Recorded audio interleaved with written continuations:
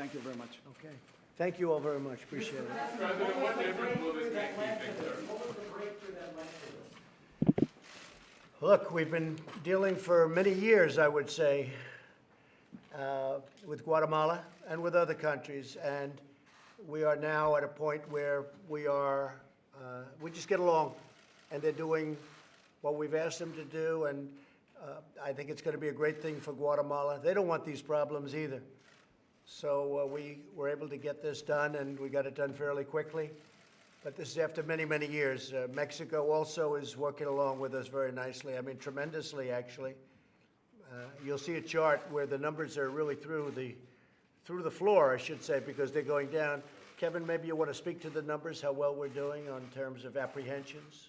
Absolutely, Mr. President. Since the agreement was signed with Mexico that you energized and drove, we've had 28% reduction in June, and we're headed toward another 22% reduction in July in crossing. So 43% overall, thanks to the effort on the government of Mexico's side and the implementation of our migrant protection protocols border-wide.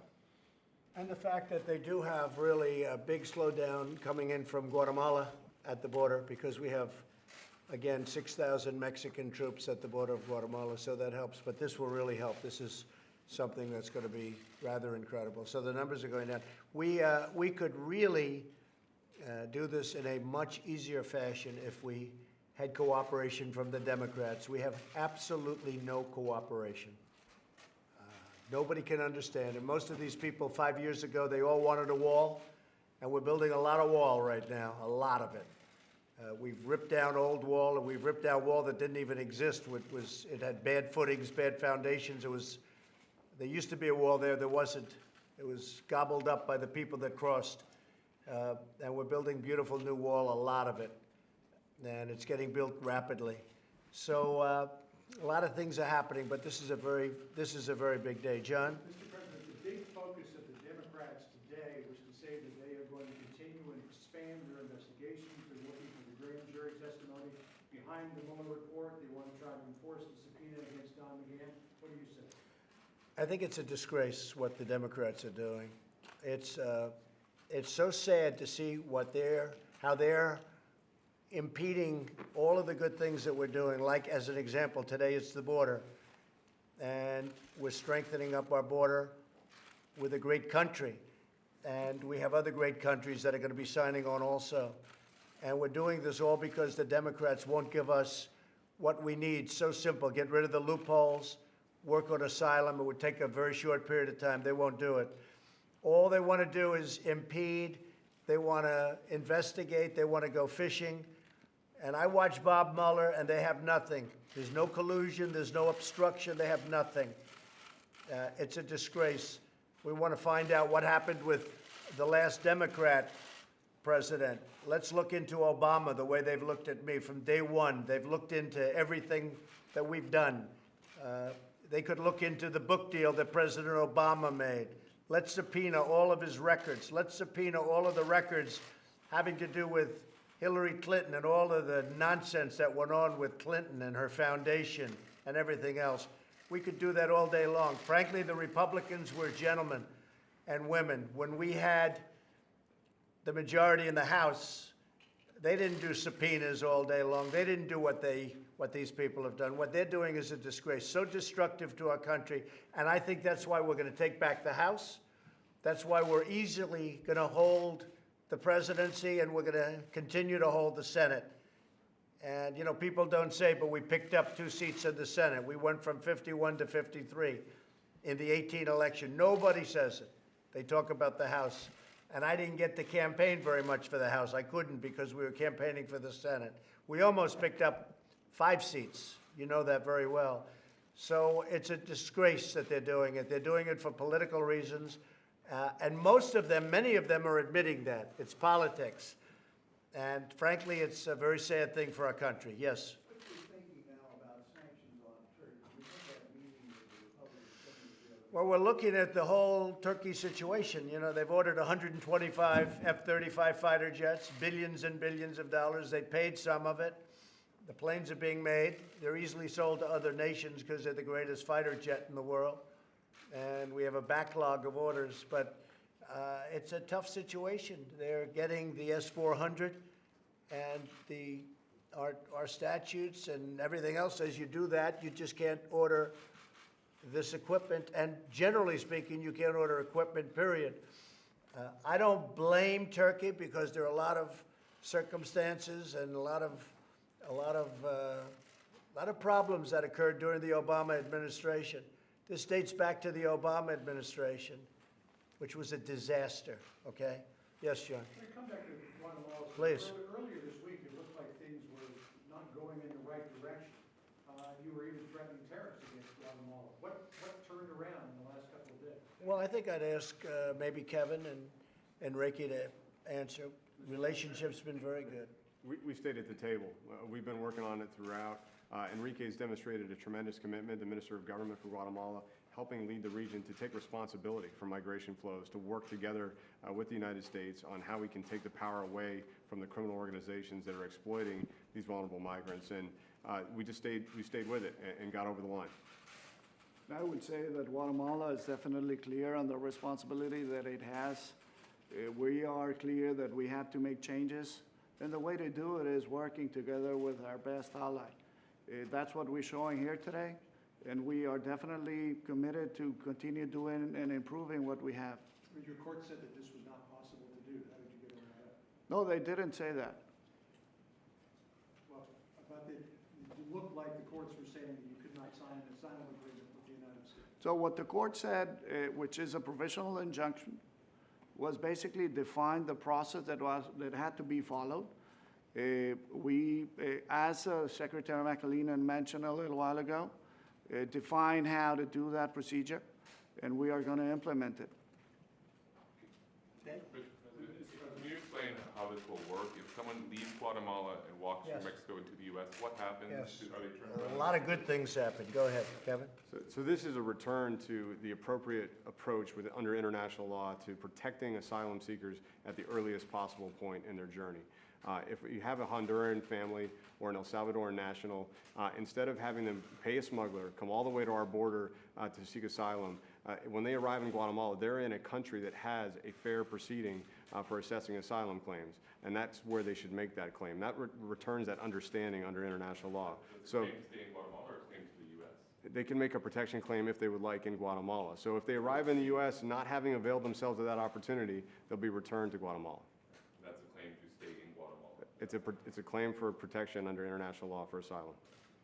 Which we've never had before, and which is something that's so good. It's good for everybody, but it's so good. Are tariffs off the table now, sir?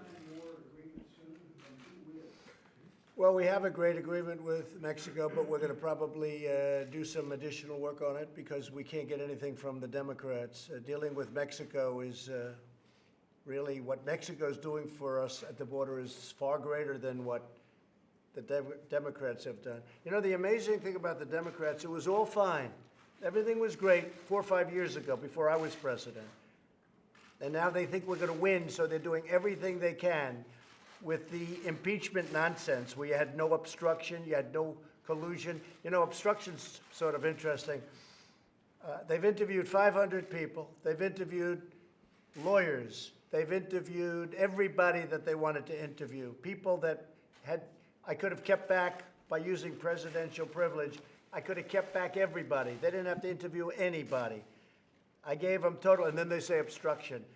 These people are clowns. The Democrats are clowns. They're being laughed at all over the world. And I watched this morning, I watched Nancy Pelosi trying to get through that with the performance that Robert Mueller put on, where I don't think he ever read the agreement or the document. And the document said no collusion. They don't even talk about that, so there was no crime. They said, well, there was no crime, but he obstructed. How do you obstruct? There's no crime. But actually, it was worse than that because it was a phony crime that they put on. The crime was what they put on. But I watched Mueller. For 2.5 years, we've watched this. And that's the best they have. And it's a disgrace. And the world is laughing at him. And unfortunately, it's so bad for our country. It's bad in our relationships with other countries, including Russia. There's no reason we shouldn't get along with Russia. There's no reason we shouldn't get along with other countries. And one of the things that's nice about Guatemala is we've never had a better relationship. Right now, they've agreed to do something that's very good for the United States. And we're going to work with them also. It's going to be a partnership. And it's happening with Mexico, too. We never had any kind of cooperation with Mexico, ever, until this president, frankly, and my presidency, where you have maybe 21,000, could be 26,000 soldiers. And it's so good for Mexico because they're getting rid of the cartels, which everybody knows they've been running big portions of Mexico, and the coyotes and all of these terrible people. Mexico's done a great job for their people. The president has done a great job for his people. And President Morales has done a great job by doing this, because now he has a friend in the United States instead of an enemy of the United States. Well, yes, John. Mr. President, are you going to slap tariffs on French wine? I might. So France put on a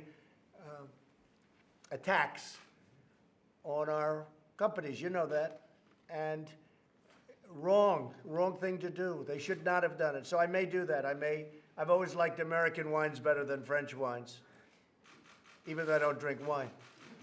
I just like the way they look, okay? But the American wines are great.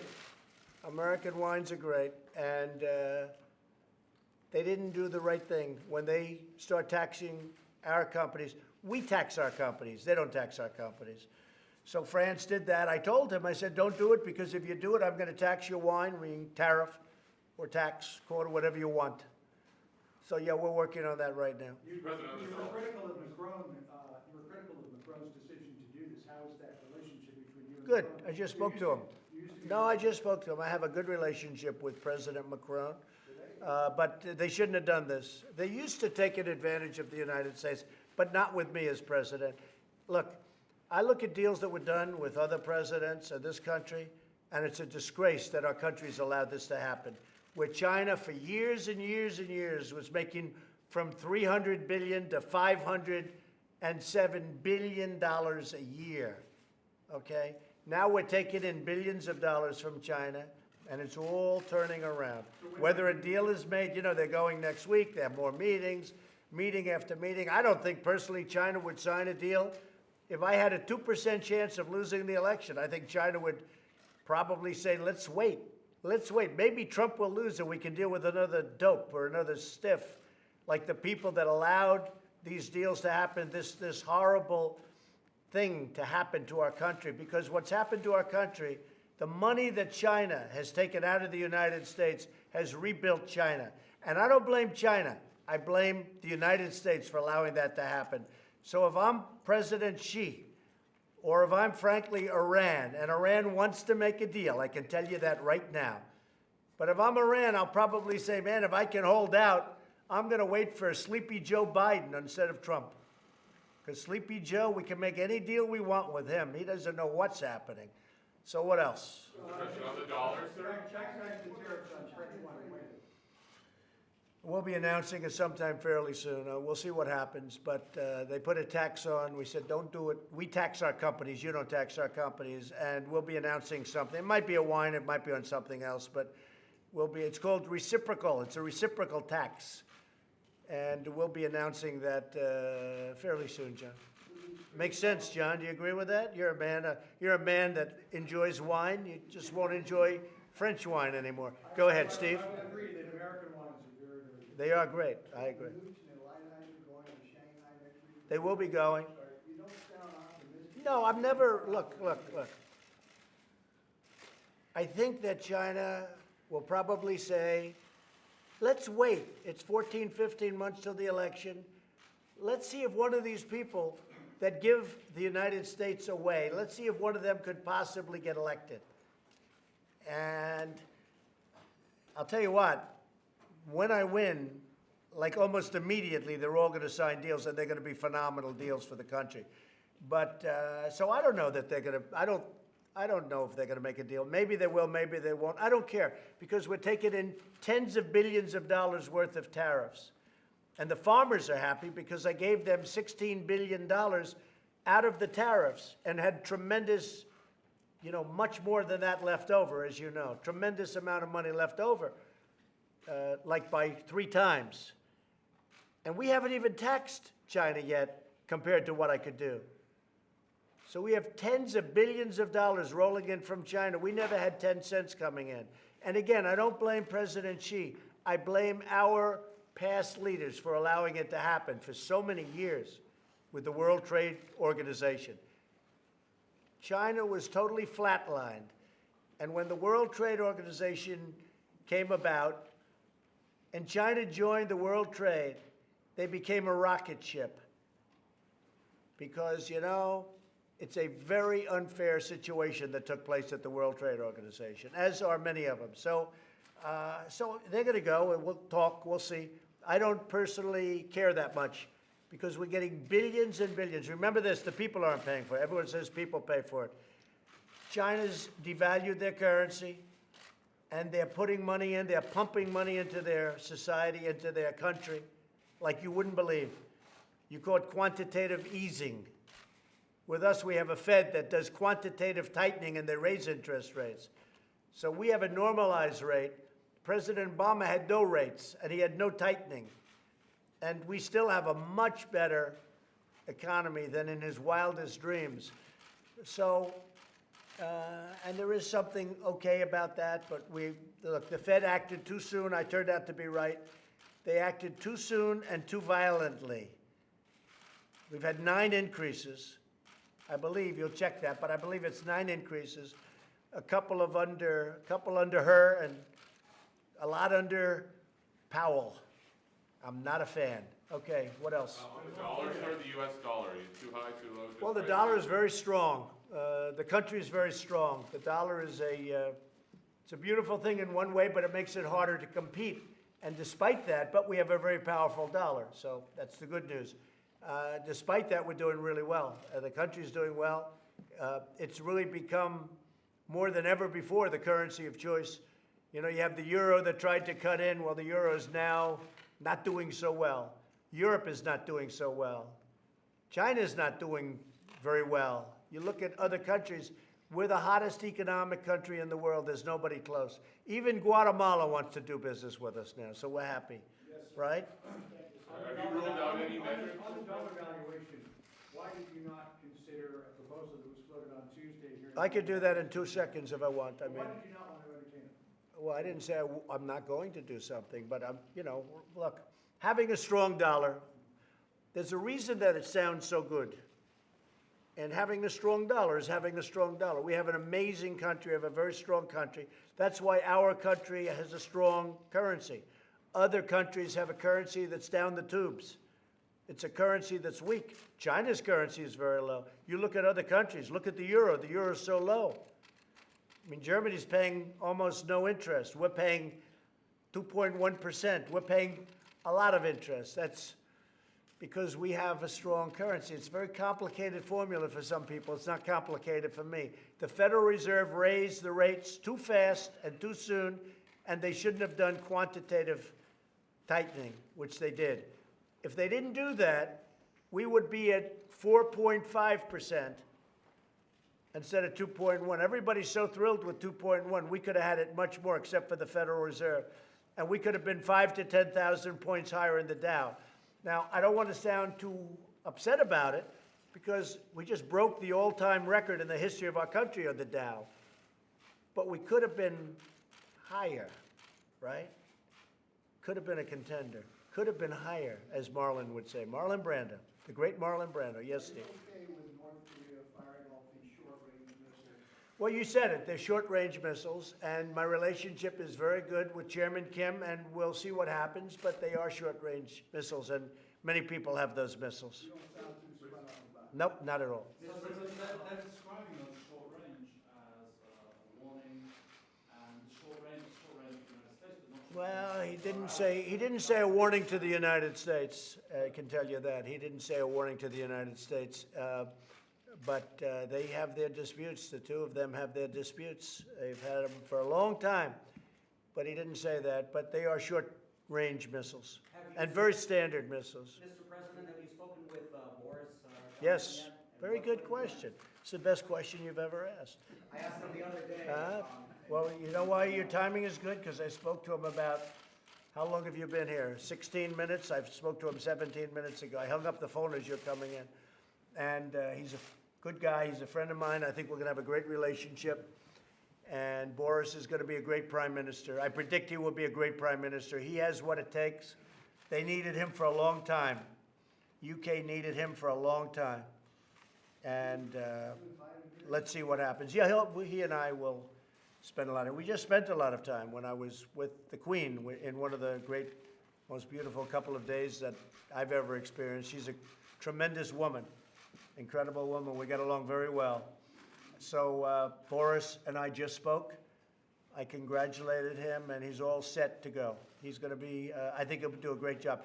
We're working already on a trade agreement, and I think it'll be a very substantial trade agreement. You know, we can do, with the UK, we can do 3 to 4 times. We were actually impeded by their relationship with the European Union. We were very much impeded on trade, and I think we can do 3 to 4, 5 times what we're doing. We don't do the kind of trade we could do with what some people say is Great Britain, and some people remember a word you don't hear too much is the word England, which is a piece of it.